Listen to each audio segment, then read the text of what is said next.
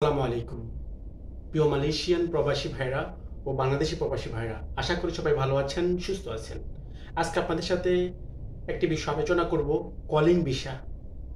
এই বিষয়ে আসলে অনেকে আমাদের কাছ থেকে জানতে চান, বর্তমান মালয়েশিয়াতে কলিং ভিসা চালু আছে কিনা, বা কবে নাগাদ চালু হবে, কোন কোন সেক্টরে চালু হবে। অনেকজনের অনেক রকম মতামত, অনেক রকম কমেন্ট। তো আজকে সর্বোপরি এই বিষয়ে আজকে আপনাদের সাথে আলোচনা করব। অবশ্যই সম্পূর্ণ ভিডিওটা ধৈর্য সহকারে দেখার জন্য অনুরোধ করছি। যারা কলিং বিষয়ে আসতে চাচ্ছেন বা ভবিষ্যতে মালয়েশিয়াতে আসবেন, কোন কোন সেক্টরে কলিং ভিসা চালু হবে, সাথে কবে নাগাদ এই কার্যক্রম পুরোপুরিভাবে চালু করবে মালয়েশিয়া সরকার, আজকে এই ভিডিওতেই আমি আপনাদের সাথে আলোচনা করব A to Z সম্পূর্ণ। সো ভিডিওটা আবারও রিকোয়েস্ট করব, ভিডিওটা দেখার জন্য অনুরোধ করছি। সাথে যারা নতুন করে এই ভিডিওটা দেখবেন, অবশ্যই চ্যানেলটা সাবস্ক্রাইব করার জন্য রিকোয়েস্ট করব।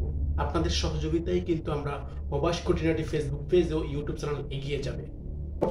মালয়েশিয়াতে বর্তমান কলিং ভিসা পুরোপুরিভাবে বন্ধ আছে। কলিং ভিসা বন্ধ হয়েছে গত বছর 2024 সালের মার্চ মাসের 31 তারিখে। আপনারা সবাই আসলেই অবগত আছেন। এক বছর যাবৎ মালয়েশিয়াতে বর্তমানে কলিং ভিসা বন্ধ আছে।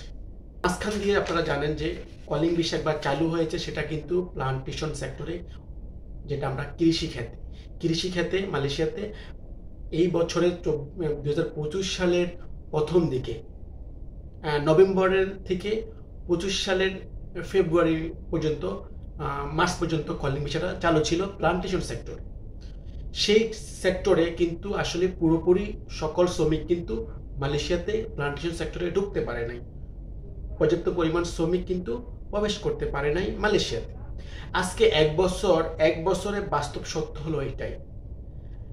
আপনারা মানেন আর না মানেন, আর দালাল আপনাদের সাথে বলুক বা না বলুক, এখন আমরা দেখতেছি যেটা আমরা বর্তমানে এখানে আমরা আছি, আমরা যেটা দেখতেছি, মালয়েশিয়াতে 50% কোম্পানিতে কর্মী সংকট।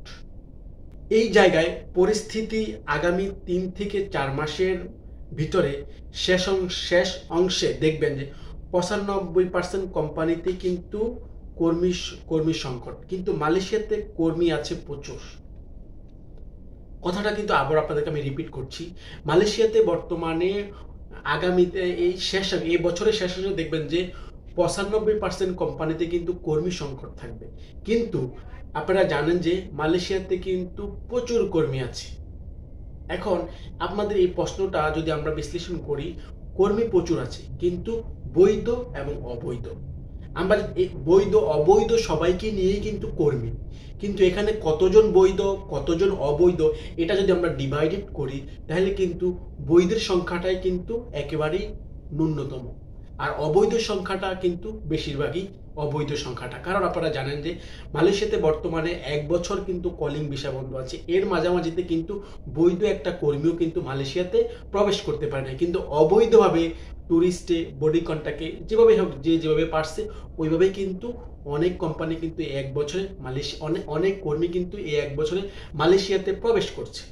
তাহলে আমরা যদি টোটালি এটা ক্যালকুলেশন করি, তাহলে বৈধ অবৈধ কর্মী ডিভাইডেড করলে অবৈধের সংখ্যাটাই কিন্তু বেশি, বৈধের সংখ্যাটাই ন্যূনতম।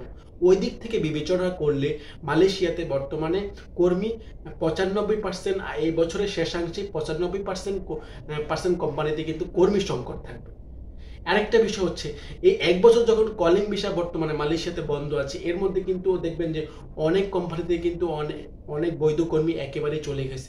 যদি দৈনিক আপনার দৈনিক 1000 কর্মী যদি মালয়েশিয়া থেকে একেবারে দেশে চলে যায়, তাইলে 365 দিনে প্রায় 3,65,000 কর্মী চলে গেছে একেবারে। আর এটা যদি 500 করে ধরি, তাহলে প্রায় 1.5 লক্ষ কর্মী মালয়েশিয়া থেকে একেবারে চলে গেছে। তাহলে এই যে জায়গাগুলো খালি আছে, এটা কিন্তু কর্মীর সঙ্গে এইসব কোম্পানিতে কিন্তু, প্রত্যেকটা কোম্পানিতে কিন্তু এই 1.5 লক্ষ লোকের কি সংকট। কিন্তু আমরা বিবেচনা করলে দেখতে পারি যে মালয়েশিয়াতে কিন্তু হাজারো কর্মী আছে। আপনারা কিন্তু প্রতিনিয়ত নিউজ দেখতেছেন যে মালয়েশিয়াতে কাজ নাই, মালয়েশিয়াতে কাজের সংকট, বৈধ লোকরা কাজ পাচ্ছে না, অবৈধ লোকরা কাজ পাচ্ছে না। এটা কিন্তু সত্য, রিয়েলিটি, এটা বাস্তব। কিন্তু আমরা যদি ক্যালকুলেশন করে দেখি, তাহলে কিন্তু আমরা দেখতে পাচ্ছি যে এই বছরের শেষাংশে কিন্তু আমরা দেখবো যে 95% কোম্পানিতে কিন্তু বৈধ কর্মী সংকট।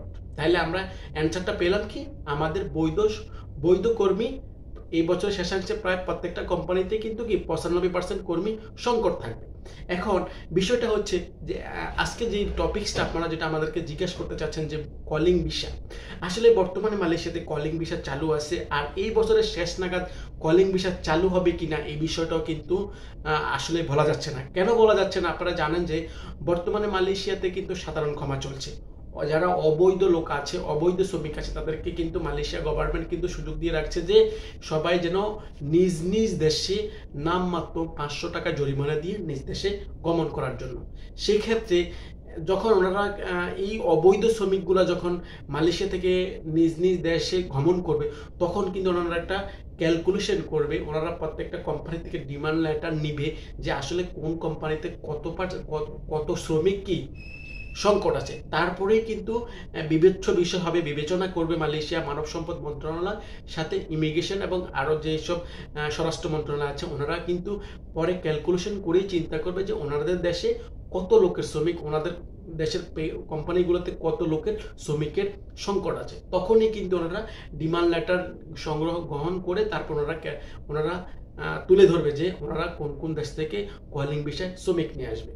আসলে মূল বিষয়টা হচ্ছে এইভাবে, কিন্তু হুটহাট করে কোনো মালয়েশিয়াতে কলিং ভিসা চালু হবে কি, কবে নাগাদ হবে, এই বিষয়ে এখনো কোনো চূড়ান্ত কোনো সিদ্ধান্ত আসেনি। আমরা কিন্তু দেখছি সোশ্যাল মিডিয়াতে প্ল্যাটফর্মে অনেকেই দেখছি অনেকেই অনেক রকম নিউজ তথ্য প্রকাশ করতেছে যে কলিং ভিসা চালু হয়ে গেছে, কয়েকদিনের মধ্যে মেডিকেল করাবে। আসলে এই বিষয় কিন্তু এখনো পুরোপুরি চূড়ান্ত কোনো খোলসা আসে নাই মালয়েশিয়া গভর্নমেন্ট থেকে। তবে হ্যাঁ, এটা আমরা বলতে পারি যে মালয়েশিয়াতে কলিং ভিসা চালু হবে, তবে কবে নাগাদ কখন চালু হবে এই বিষয়ে এখন পর্যন্ত আমরা কোনো চূড়ান্ত আপডেট তথ্য পাই নাই।